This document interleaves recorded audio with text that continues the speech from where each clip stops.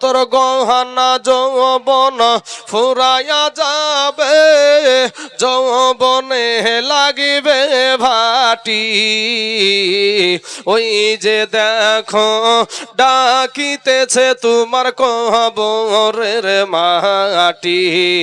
ওই যে দেখো ডাকিতেছে তোমার কবরের মাটি। বাইরে সন্ধ্যার আগে যেদিন ডুবিবে বেলা, এক মুহূর্তে শেষ হইবে তাই জুলের রঙ্গেরি মেলা। ওরে সন্ধ্যার আগে যেদিন ডুবিবে বেলা, এক মুহূর্তে শেষ হইবে তোমার রঙ্গেরি মেলা। তুমি কার মারো এ জোরে ধম,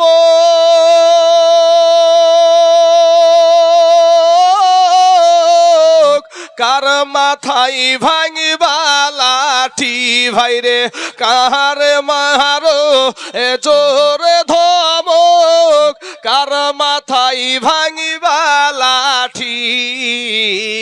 ওই যে দেখো ডাকিতেছে তোমার কবরের মাটি। কথা ঠিক না বেঠিক? হ্যাঁ ভাইরে সন্ধ্যার আগে যেদিন ডুবিবে বেলা, এক মুহূর্তে শেষ হইবে তোমার রঙ্গেরি মেলা। ওরে সন্ধ্যার আগে যেদিন, সন্ধ্যা লাগলে সূর্য ডুবে, সন্ধ্যা লাগলে সূর্যটা ডুবে যায়। কিন্তু মানুষ যখন মারা যায় না সূর্য আছে না রাত আছে, শুধুই অন্ধকার রাতের মতোই দেখবে বাবাজি। তাই কবি বলছেন আইরে সন্ধ্যার আগে যেদিন ডুবিবে বেলা, এক মুহূর্তে শেষ হইবে তোমার রঙ্গেরি মেলা। তুমি কারে মারো এ জোরে ধম,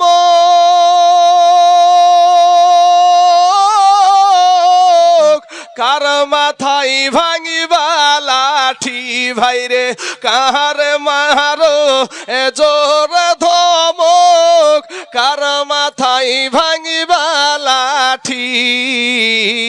ওই যে দেখো ডাকিতেছে তোমার কবরের মাটি।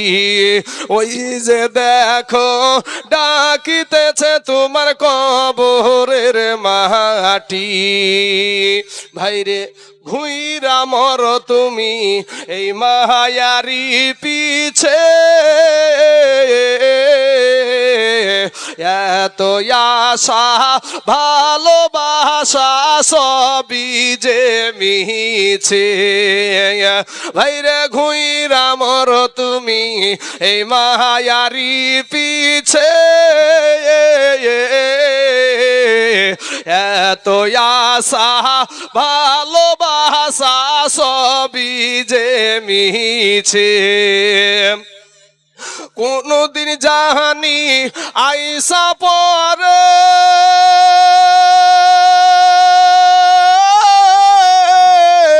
আজরাইলের হাতের চিঠি। ভাইরে কোনদিন জানি আইসা পরে আজরাইলের হাতের চিঠি। ওই যে দেখো ডাকিতেছে যুবক রে কবরের মাটি।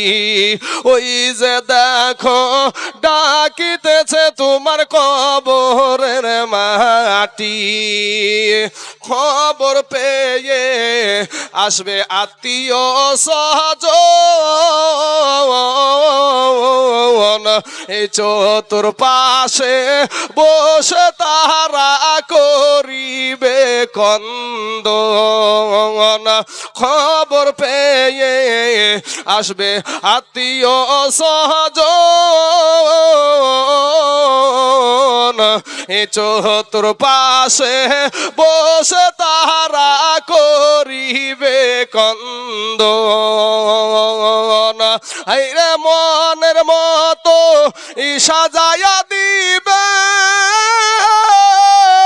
কি সুন্দর পরিবাটি, ভাইরে মোহনের মতো সাজায়া দিবে কি সুন্দর পরিবাটি। ওই যে দেখো ডাকিতেছে তোমার কবরের মাটি। আল্লাহুম্মা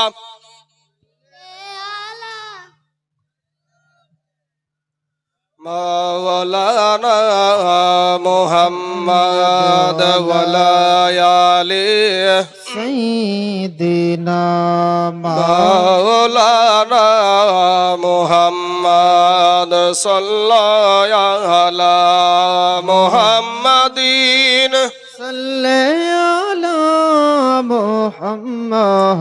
হরদম জবান কালো পাক নামে মুহাম্মদ, হরদম জবান সেনে কালো শফিয়ানা মুহাম্মদ সাল্লাল্লাহু আলাইহি ওয়াসাল্লাম। বাবাজি, আমার ভাই জানেরা, আমার কথাগুলো একটু বিশ্লেষণ করে দেখেন। বিবেক আল্লাহ আপনার দিয়েছে, আপনার আল্লাহ বিবেক দিয়েছে, একটু ব্যাখ্যা করে দেখেন, তাহলে আপনি বুঝতে পারবেন। ভাই, আজকের মাহফিলে বসে আপনারা কথা বলা বলি করিয়েন না। যেই কথা বলতে আসবে আপনার সাথে ভাববেন যে ই আমার দুশ্মন, ই আমার দুশ্মন, এটাই ভাববেন। মুসলমান আমার ভাইয়েরা, আমার কালেমার ভাই, আমার সোনা মানিকরা, আমি যে আয়াত পড়েছি যে লাকাদ কানা লাকুম ফি রাসূলিল্লাহি উসওয়াতুন হাসানা, দো জাহানের জন্য উত্তম আদর্শ দেওয়া হয়েছে আপনার আমার নবীর ভেতরে। জোরে বলেন সুবহানাল্লাহ। বাবাজি, নবীর আদর্শ কেমন? আপনি ভাত খাবেন, তাতে নবীজির আদর্শ আছে। আপনি পেশাবে যাবেন, নবীর আদর্শ আছে। আপনি গোসল করবেন, নবীর আদর্শ আছে। আপনি কেমন পোশাক পরবেন, তাতে নবীজির আদর্শ আছে। আপনার মা বাবার সাথে আপনি কেমন ব্যবহার করবেন, তাতে নবীজির আদর্শ আছে। আপনি আপনার দেশের বৃদ্ধ বাবজিদের সঙ্গে, যাদের চুল পেকে গেছে, দাড়ি পেকে গেছে, এই মানুষগুলোর সাথে কেমন আদর্শ দেখাবেন, কেমন ব্যবহার দেখাবেন, তাতে নবীজির আদর্শ আছে। দেশের মেম্বার হয়ে কেমন করে দেশ পরিচালনা করবেন, তাতে নবীজির আদর্শ আছে। আপনি দেশের ইমামের সাথে কেমন ব্যবহার দেখাবেন, তাতে নবীজির আদর্শ আছে। এ বাবাজি, এমন কি বাবা চুল কাটাতেও নবীর আদর্শ আছে। জোরে বলেন সুবহানাল্লাহ। সুন্নাতি চুল কাটা আছে বাবা, সুন্নাতি চুল কাটা আছে। কিন্তু বাবাজি, এই সুন্নাতি চুল কাটাকে আজ বৃদ্ধা আঙ্গুলি দেখায় আপনার ঘরের সন্তান, আমার ঘরের সন্তান সেলুনে যায়, যাওয়ার পরে বাবাজি কেউ সেলুনওয়ালা, সেলুন বলতে বুঝতে পারছেন নাপিতের ঘরে, তো নাপিতের ঘরে যে বলছে নাপিত ভাই আমাকে হয় বান্দর কাট দেন, নাহলে হুলমান কাট দেন। জি জি বেশক। মাথার ভিতরে বাপ টিকটিকিও বানায়। এখন আল্লাহর দেওয়া রং ভাই পছন্দ হয় না, দেখবেন কুত্তার লেজের মতন রং করে রাস্তায় ঢং করে ঘুরে বেড়ায় বেশক বাবাজি। তারপরে বাবা এই বান্দারা, এই বেটারাই নিজেকে খুব হ্যামসাম মনে করে। কিন্তু যারা সামাজিক মানুষ, যারা সামাজিক কথাবার্তা বলে, তারা কি ওই সমস্ত বকাটে ছেলেগুলাকে পছন্দ করে? আসলে ও যেমন বকাটিয়া, ওকে পছন্দ করে ওর মতন একটা বকাটিয়া মহিলা। ওই মহিলাকে খেপানোর জন্য এর কার্ড দিয়েছে এইরকম। আর মহিলারা, ভালো মহিলা কিন্তু রাস্তায় ঘোরাঘুরি করে না, ঠেলা খাইয়ে বেড়ায় না, বুঝতে পারলেন না? কিন্তু যারা ওর মতনই বকাটিয়া, ওর মতনই বকাটিয়া মহিলা, তারা রাস্তায় ঘোরাঘুরি করে, ওরাই ঠেলা খেয়ে বেড়ায়। কোন কোনাতে কোথায় কোন জায়গাতে লুকিয়ে বেড়ায়, এগুলা ভালো আদর্শ না। আজকে যে সমস্ত আমার মা বোনগুলা এখানে এসে পাগলির মতো বসে আছে, এই মা গুলাই যেন আল্লাহ যেন কবুল করে দেয়। সকলেই বলেন আমিন। বাবাজি, আমার ভাই জানেরা, এই জায়গাতে আমি আপনাদেরকে যেটা বোঝাতে চাইছি, যে আজ আমাদের যৌবনের বাহাদুরি, আমার এই যাদের সাদা দাড়ি হয়ে গেছে, এই যুবকেরা যাদের সাদা দাড়ি হয়ে গেছে, ওদের কাছে একটু খবর নাও। দাদুকে যে জিজ্ঞেস করো, দাদু তোমার যৌবনের অবস্থা কি, ঠিক তুমি উত্তর পেয়ে যাবা। তোমার রক্তের বাহাদুরি তোমার দাদুকে যে জিজ্ঞেস করো, তোমার দাদা তোমাকে উত্তর দিয়ে দিবে। বাবা, আমার যুবক ভাইয়েরা, তুমি ভাবছো ও ভাই যুবক, তুমি ভেবে নিছো আমার আগে আমার আব্বা জান মারা যাবে, আমার আগে আমার মা মারা যাবে, আমার আগে আমার দাদা মারা যাবে, দাদি মারা যাবে। যুবক রে, প্রশ্ন যদি করি, এখানে একটা চেয়ারে বাবা একটা ছোট্ট বাচ্চা ছেলে মাইকে সুবহানাল্লাহ বলছিল, ওই আপনাদের ইমাম সাহেবের বেটা বাবা গো এখানে বসেছিল, কিন্তু ওই বাচ্চাটা যে বুয়াসের ছেলে, আপনারা একটা বার উত্তর দিবেন বাবা, এই বুয়াসের ছেলে আপনাদের গরুস্থানে আছে না নাই? কথা বলেন না কেন, আছে না নাই? আমাদের মতো যুবক এরকম তরুণ ছেলে আপনাদের গরুস্থানে এই বয়সের ছেলে আছে না নাই? এই যে আমার বৃদ্ধ বাপজি, এই যেখানে সাদা দাড়িওয়ালা, এখানে সাদা দাড়িওয়ালা, এই বয়সের মানুষ আপনাদের গরুস্থানে আছে না নাই? আসার সিরিয়াল আছে, যাওয়ার কোনো সিরিয়াল নাই। বাবা, এ যুবক ভাইরা শোনা, সুর শুনতে সবারই ভালো লাগে, কিন্তু যে জিনিসটা আপনাদেরকে বোঝাতে চাইছি আমি, আপনি যে মইরা গেলে যে আপনি কিছু নিয়ে যেতে পারবেন না, এই যে জমি জায়গা টাকা পয়সা গচ্ছিত করে রেখেছেন, কেরালাতে যাচ্ছিল বা বোম্বাই যাচ্ছিল, চেন্নাই যাচ্ছিল, কিছুদিন পূর্বেকার কথা, শালিমার স্টেশন, কলকাতার শালিমার স্টেশন চিনো তো যুবকেরা? আছে? হ্যাঁ ভাই হাত তুলছে, চিনে। তো ওই স্টেশন থেকে একটা ট্রেন ছেড়েছিল, ট্রেনটার নাম হলো করমন্ডল এক্সপ্রেস। এই ট্রেনটা উড়িষ্যার বালেশ্বর নামে একটা জায়গায় গিয়ে একই সাথে তিনোটা ট্রেন অ্যাক্সিডেন্ট হয়েছিল না হয়েছিল না ভাই? অ্যাক্সিডেন্টটা ঘটার পূর্বে ট্রেনে যে কি হয় আমরা জানি, নাচা গানা খাওয়া মন্দ বহুত রকমের বাবা সব কিছুই ট্রেনে চলে, কিন্তু যখনই দাম করে একটা আওয়াজ, সবাই ভড়কিয়ে গিয়ে বলছে বাঁচাও বাঁচাও বাঁচাও, আমাদেরকে বাঁচাও। কেউ বলছে মুহূর্তের মধ্যে কারো হাত নাই, মুহূর্তের মধ্যে কারো পাও নাই। মনের কি তামান্না ছিল রে বাবা, মনের তামান্না ছিল আমি কেরালার জমিনে যাব, আমি বম্বে যাব, আমি চিন্নাতে যাব, আমি মেহনত করব, আমি কাজ করব, কাজ করে আমি টাকা পয়সা ইনকাম করে আমার বিবিকে আমি সুখী রাখবো, আমার সন্তানকে ভালো পোশাক করে কিনে দেব, আমার একটা জমির জায়গা কিনবো, আমার মা বাবাকে একটু ভালো রাখবো। মনে বড় আশা, মনে বড় আকাঙ্ক্ষা, কিন্তু বাবা গো ওই ছেলেগুলা তো জানতো না রে বাবা, ওই ছেলেগুলা তো বুঝতে পেরেছিল না যে আমাদের এই যাওয়াটা শেষ যাওয়া হয়ে যাচ্ছে, আমরা উড়িষ্যার পরে আর একটা কদম আমরা সামনে যেতে পারবো না। এই আশা তো তাদের জানাও ছিল না, কিন্তু মনে অনেক বড় আশা নিয়ে বিদেশের জমিনে পাড়ি দিচ্ছিল বাবা। যখন আপনার অ্যাক্সিডেন্টটা ঘটে গেল, মুহূর্তের মধ্যে কারো হাত নাই বাবা, মুহূর্তের মধ্যে কারো পাও নাই রে বাবা, মুহূর্তের মধ্যে কারো দেহ থেকে প্রাণ পাখিটাই চলে গেছে।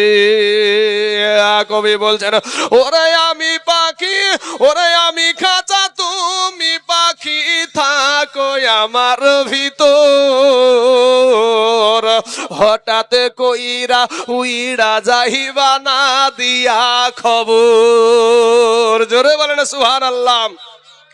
ওরে আমি পাখি, ওরে আমি খাঁচা, তুমি পাখি থাকো আমার ভিতর, এ হঠাৎ কইরা উইড়া যাইবা না দিয়া খবর, অচিনপুর ঠিকানা তোমার যাইবা অচিনপুরে, শূন্য খাঁচা পইড়া রহিবে আমার মাটির ঘরে, অচিনপুর ঠিকানা তোমার যাইবা অচিনপুরে, এ শূন্য খাঁচা পইড়া রহিবে আমার মাটির ঘরে।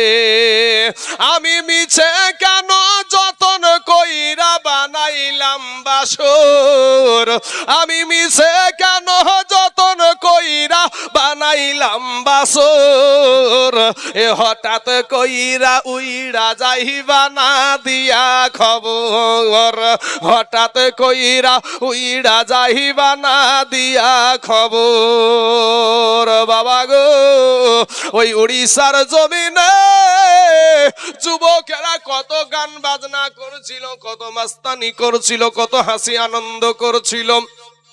কিন্তু দেখা গেল মুহূর্তের মধ্যে বাবা ট্রেনের বগিগুলা যখন আলাদা আলাদা হয়ে গেল, কেউ ট্রেনের ভিতরে, কেউ ট্রেনের বাইরে, কেউ বাবা কোথায় ছিটকে পড়েছে, কারো মাথা দিয়ে রক্ত, কারো শরীর দিয়ে রক্ত রে বাবা। একটাই কোথাও আওয়াজ, শুধু বাঁচাও বাঁচাও। আজ তুমি মাস্তানি করো রে যুবক, ও যুবক, আল্লাহর গজব যদি চলে আসে রে বাবা, একটা মুহূর্তের মধ্যে তোমার রূপ পাল্টায়া বলবা বাঁচাও বাঁচাও।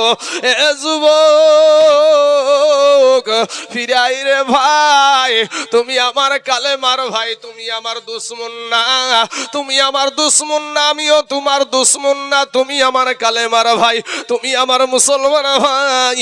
আজকে তোমার আল্লাহ বিবেক দিয়েছে, ওই বিবেকের আদালত দিয়া একটা বার তুমি চিন্তা করে দেখো, গুনার কারণে আমাদের চোখ না পাক, গুনার কারণে আমাদের জিহ্বা না পাক, গুনার কারণে আমাদের অন্তর না পাক, গুনার কারণে আমাদের হাত না পাক, গুনার কারণে আমাদের কান না পাক, গুনার কারণে আমাদের পা না পাক।